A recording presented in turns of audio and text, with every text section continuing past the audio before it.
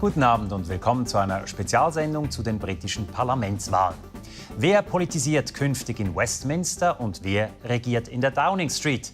Amtsinhaber Rishi Sunak von der konservativen Partei oder, wie allgemein erwartet wird, sein Labour-Herausforderer Keir Starmer. In diesen Sekunden schließen die Wahlurnen. Mit uns verfolgen Großbritannien-Korrespondent Michael Gerber und unser Mann in Brüssel, Andreas Reich, die Entscheidung. Wir hören uns gleich für die Einschätzungen des prognostizierten Ausgangs, schalten uns aber aus aktuellem Anlass live in die Berichterstattung der BBC ein. Denn um Punkt 23 Uhr wird traditionellerweise die Hochrechnung veröffentlicht, also um 22 Uhr britische Zeit. In wenigen Sekunden ist es soweit. Knapp 47 Millionen Wahlberechtigte in England, Schottland, Wales und Nordirland waren an die Urne gerufen. Und das sind die prognostizierten Resultate. The exit poll predicts that Labour will have captured 410 seats, adding 209.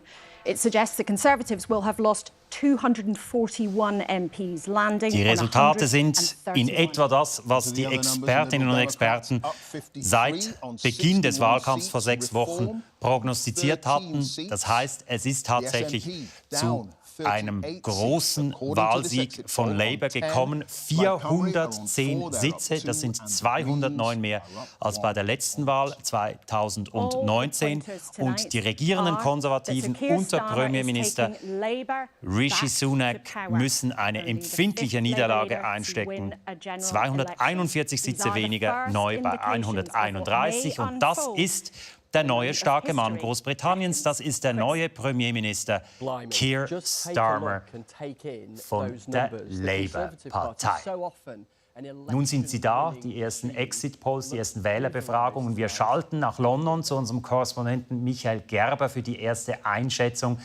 Ja, Michael, wie lautet Ihre erste Reaktion auf diese Hochrechnung? Es ist ein ganz besonderer Moment für Labour natürlich. Sie haben geschafft, was sie bisher noch nie geschafft haben, nämlich bei einer Wahl 240 Sitze, 209 Sitze zusätzlich dazu zu gewinnen. Und nun haben sie 410 Sitze. 1997 beim bisher besten Resultat hatte Labour 418 Sitze errungen und aber ein Plus von 146.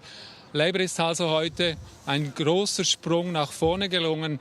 Und wenn wir jetzt noch auf die Konservativen schauen und das vergleichen, die Konservativen haben nicht ihr schlechtestes Resultat erzielt bisher. Das lag damals 1906. Hatten sie 246 Sitze verloren, sie kamen noch auf 156.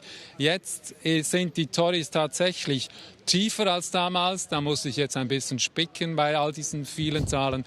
Für die Tories also auch ein ganz besonderer Tag, ein trüber Tag.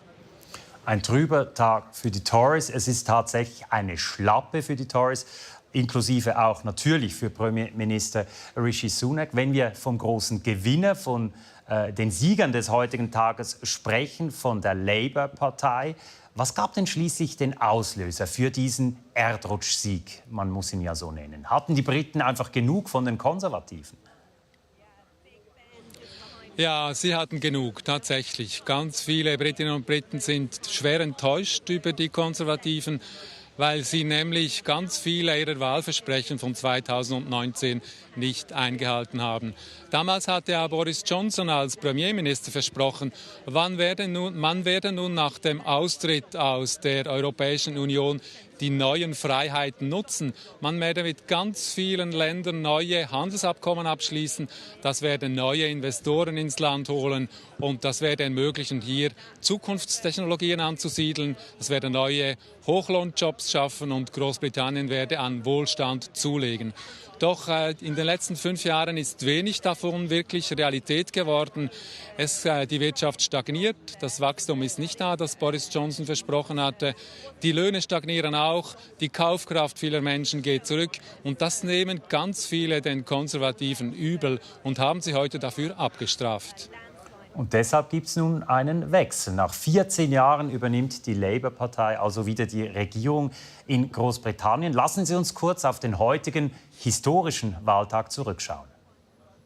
Er schreitet am Vormittag im Norden Londons zum Wahllokal. Labour-Chef Keir Starmer mit Ehefrau Victoria. Der große Favorit, beobachtet von einigem Publikum. Keine Zaungäste beim amtierenden Premier Rishi Sunak in Yorkshire. Die letzten Umfragen sagten ihm und seinen Konservativen eine krachende Niederlage voraus. Rund 40.000 Wahllokale standen den Wählenden zur Verfügung. Nicht nur in Gemeindezentren, Schulen und Kirchen, sondern auch in Coiffeur- und Waschsalons. Die geliebten Vierbeiner müssen draußen warten, während drinnen gewählt wird.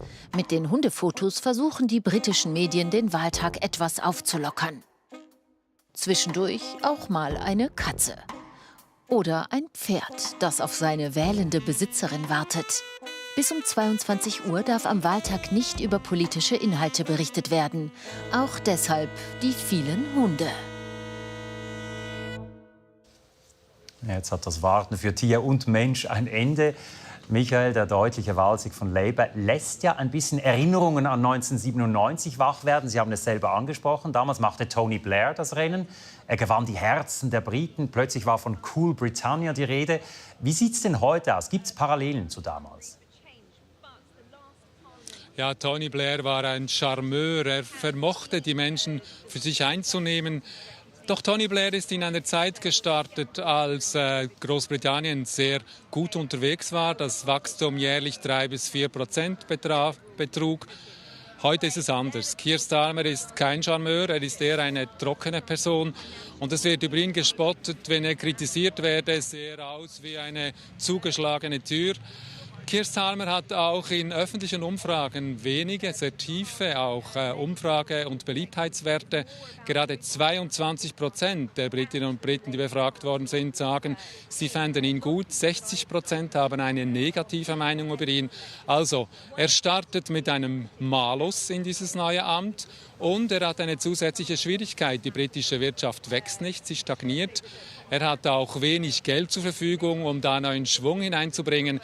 Um da einen Tony Blair 2.0 zu bringen und Cool Britannia 2.0 herbeizuführen, wird Keir Starmer sich kräftig anstrengen müssen.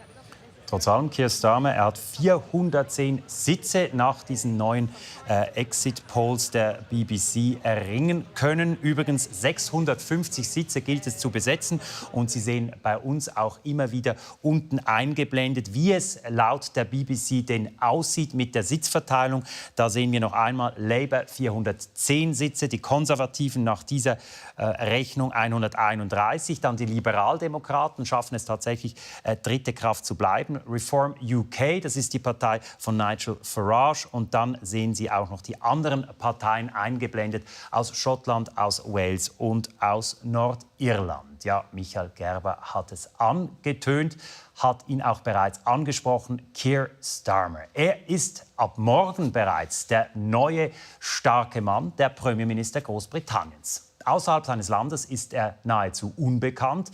Starmer ist ein Spätzünder, ging erst mit 52 Jahren in die Politik und wird jetzt, nur gerade 9 Jahre später, Regierungschef der 5. größten Volkswirtschaft der Welt. Eine steile Karriere. Wer ist dieser Mann? Was will er erreichen und was hat ihn geprägt? Michael Gerber mit einem Porträt. Er liebt es, am Ball zu sein. Keir Starmer hat als Arbeiterkind Fußball spielen gelernt. Und er verspricht als Regierungschef, das Leben der einfachen Leute zu verbessern. Alle Menschen, und nicht nur jene ganz oben, sollen eine Chance bekommen auf ein besseres Leben. Dafür kämpfe ich. 1961 geboren, wächst Starmer südlich von London auf dem Land auf. Als junger Anwalt spezialisiert er sich auf Umwelt- und Menschenrechte, wird als leitender Staatsanwalt 2014 von Prinz Charles zum Ritter geschlagen. Keir Starmer gilt als ernster, wenig charismatischer Politiker, der sich nicht scheut, seine Position zu wechseln. Das bringt ihm Kritik ein. Abgesehen davon, dass er die Steuern erhöhen und die Renten senken will, weiß niemand, was der Labour-Chef tun will. Ich gebe nicht vor, zaubern zu können und alles über Nacht zu verbessern. Starmer schließt nicht aus, Kapitalgewinne und Treibstoffe höher zu besteuern, die Einkommen jedoch nicht.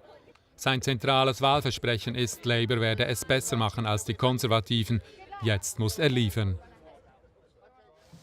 Und uns sind noch immer Michael Gerber in London und Andreas Reich in Brüssel zugeschaltet. Zuerst zu Michael in London. Jetzt muss Starmer liefern, sagen Sie am Ende des Porträts. Ja, was steht denn da besonders im Vordergrund thematisch?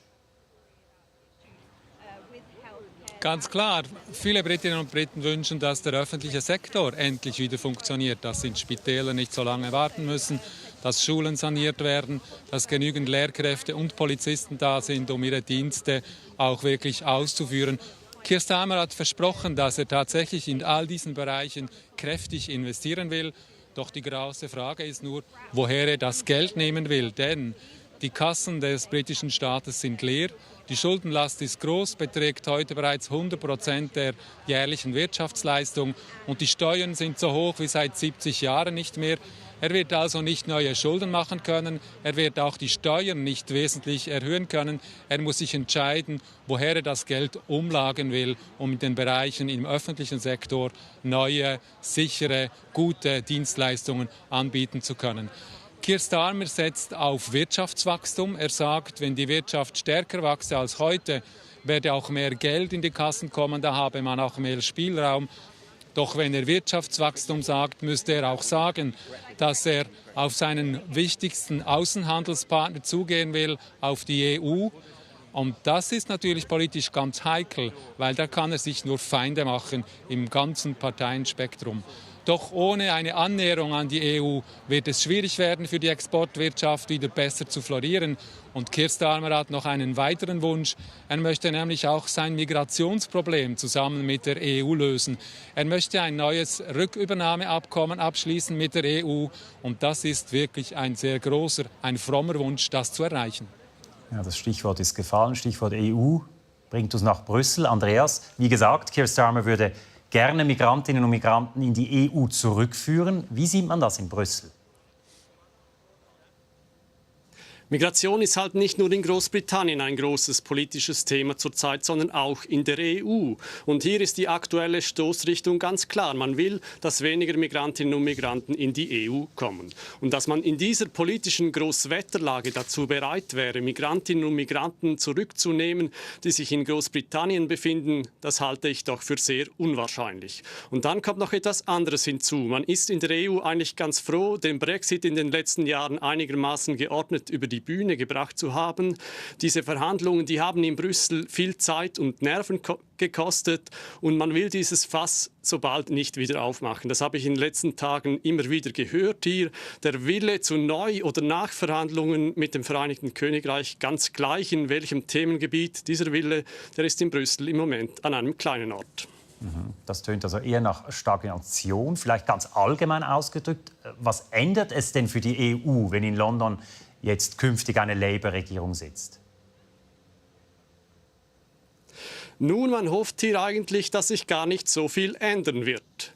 Und das hängt vor allem mit einem Thema zusammen, mit dem Krieg in der Ukraine. Die Unterstützung der Ukraine, das ist eine der ganz großen Prioritäten für die EU im Moment. Und hier ist Großbritannien für die EU ein sehr wichtiger Partner.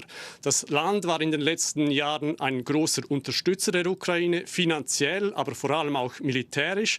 Und Keir Starmer hat im Wahlkampf angekündigt, dass er an der britischen Unterstützung für die Ukraine nichts ändern will. Und sollte er dieses Versprechen halten, dann wird man in Brüssel sehr gut mit einer Labour-Regierung leben können. Vielen Dank für Ihre Einschätzungen aus Brüssel und London, Andreas Reich und Michael Gerber. Und das war's für uns für den Moment. Großbritannien hat einen neuen Premierminister, Keir Starmer. Und die konservativen Tories müssen nach 14 Jahren Regierungsverantwortung in die Opposition. Dies das Verdikt der Wahl auf der Insel. Wir informieren Sie laufend aktuell weiter bei uns online und in der News-App. Und selbstverständlich werden wir morgen in unseren Nachrichtensendungen vertieft auf das Wahlresultat und dessen Folgen für Großbritannien und darüber hinaus berichten. Hier geht's gleich weiter mit NZZ Format. Besten Dank für Ihr Interesse und bis bald. Auf Wiedersehen.